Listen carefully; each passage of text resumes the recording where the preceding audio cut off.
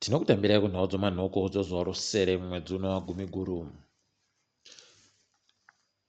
Takupinda mumwaka unopinda malaria kunyanya mimwe mwaka yese, zvokuti vanhu tiri kukurudzirwa mabuja kuti tingwarire kuzobatiwa nechirwere chemararia chirwere chomumhwe chinoparadzirwa nokuda kwomhutu unenge uchitunga uchiruma vanhu zvisingaite.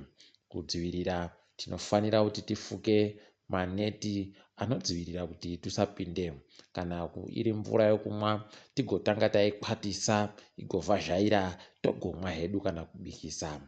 Izvi zvinotidzivirira kubva kuchirwere ichi.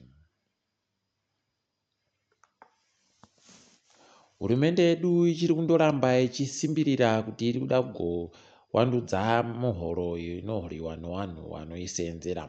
Kureketa kuno hatizvoni wachagona kuingidzira mari iri kuhorwa nevanhu nezvikamu 40 kubva muzana zvomari iri kudiwa kuti vanhu vararame zvakanaka zvisiri muurombo. Wati izvo mari ichagoingidziwa pamusoro pemadhora okuAmerica 45.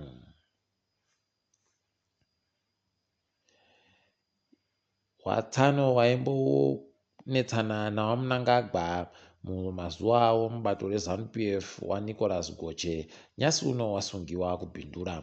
Kwai wasungirwa kugoba ng'ombe. Paribagoziva zvizhinji pane zviri kuitikazvo.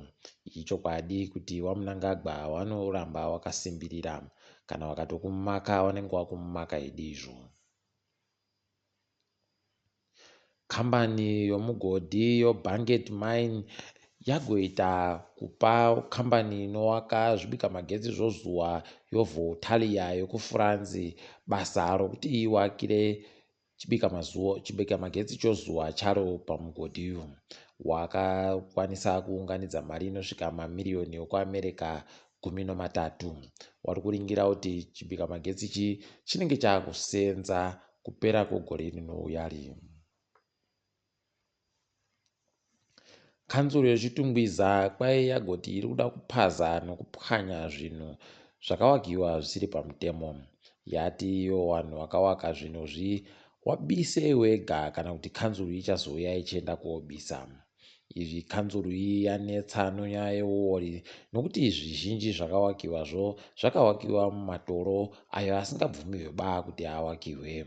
Izvi zvinotofanira kuti kungurutse misoro yakawanda yosenzi yomuguta rokanzuro iyi nokuti ndio vanenge vakaita kuti zvitengesiwe. Kambani yomubatanidzo wenyika dzopasi rese inopa mari kwai yagoti ichagopa Zimbabwe imwe mari yokuti yamurike nokuda kwedziwa mupengo. Ichadurura mari idzi kunyika dzinokwana 20 pasi rese. Wari kupa nyika dzine urombo fani. Idi chawakaja chinomuka chete.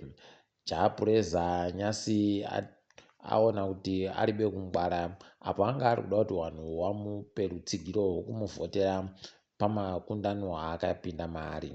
Akaisiwa pabodzi naana Burna Boy nevamwewo vazhinji vari kuimba zvakanaka kuti vagopiwa mubayiro neAfrica Entertainment Awards yokuAmerica.